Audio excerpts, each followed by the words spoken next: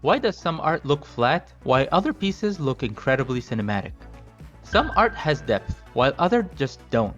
The biggest challenge for artists is transforming a 2D image to appear 3D.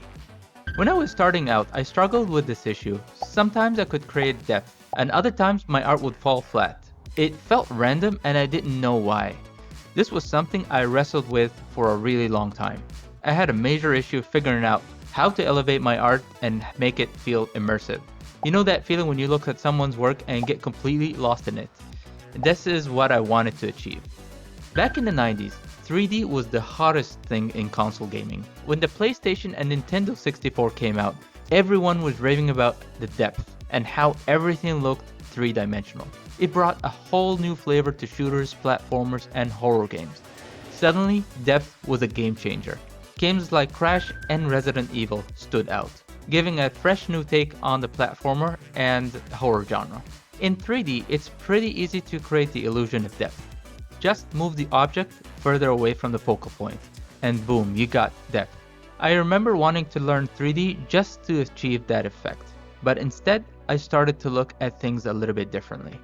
I began revisiting some of my favorite 2D games and studying modern ones that created depth with very little. Take Limbo, for example. On paper, this game should look flat. The way they separated the background, pairing that with a parallax effect, created a very intense atmosphere.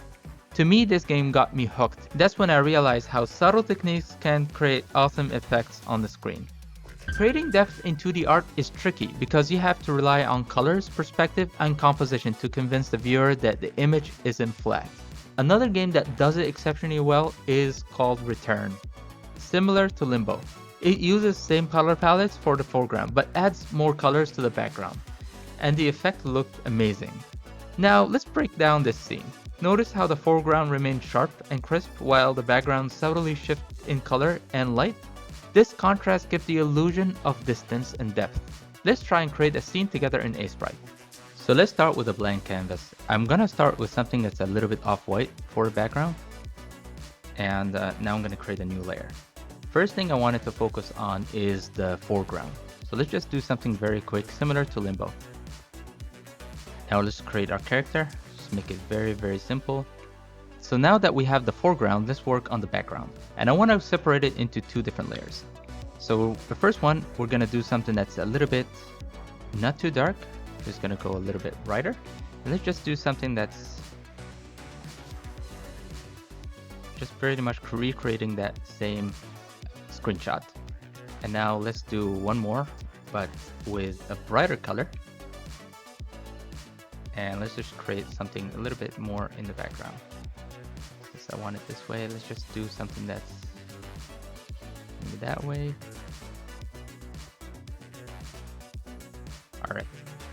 And finally, I'm just going to do one more and a little bit brighter. And I want to just create something resemble like spider webs. And we're just going to do it this way. Okay. And finally, just one more. And just create something that's very brighter, like way brighter than anything. Just do something here, just to have some separation. Okay. So now I have one with this, one with that, and that. All I'm gonna do is I'm going to add a lot of blur, and now with a little bit of parallax, you can sell the whole effect. If you wanted to add a little bit more depth, you can add something in there. So let's just say we wanted to add. Now you have created kind of a scene where now there's an enemy looking at the character. And if you wanted to get the same effect as Limbo, just make it less saturated, go into the grays and add a lot more contrast. And obviously they use a lot of blur, so that's just also depends on your style and what you're trying to achieve. What if you don't want to use blur? Now let's take a look at Kentucky Road Zero. And this game has a very visually stunning game art, and I really enjoy looking at some of their screenshots. Basically similar to what we've done before, they have 3 different layers which are very important. So you have the foreground, then you have the middle ground, and then you have the background. And you notice something that they have done where they actually using contrast to bring your eye into key components of the game. And this is kind of like highlights where you want it to look and what are the key characteristics are. And also one of the differences between this and Limbo is that they're actually using different colors.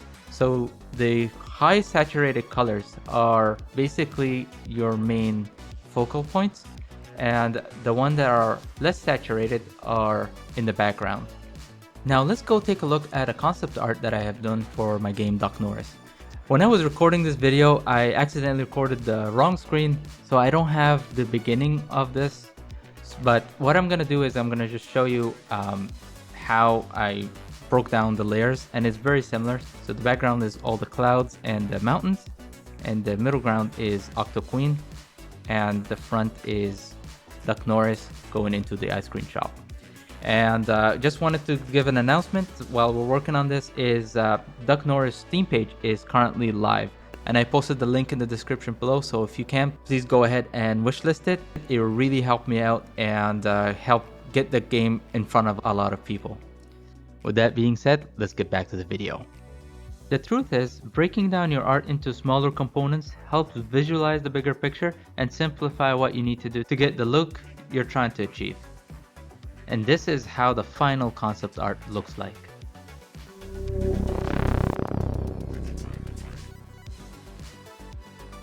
Thank you so much for watching. If you made it this far and you're interested in optimizing things and becoming better, I've created a new Discord server for like-minded people who wants to take this journey to the next level, and you can find it in the links below. If you enjoyed this video, please leave it a like and a comment. It will really help me with the algorithm and help the channel grow. If you enjoyed this video, you'll enjoy this video as well. Thank you so much, and remember, just take it one day at a time, and I'll see you in the next video.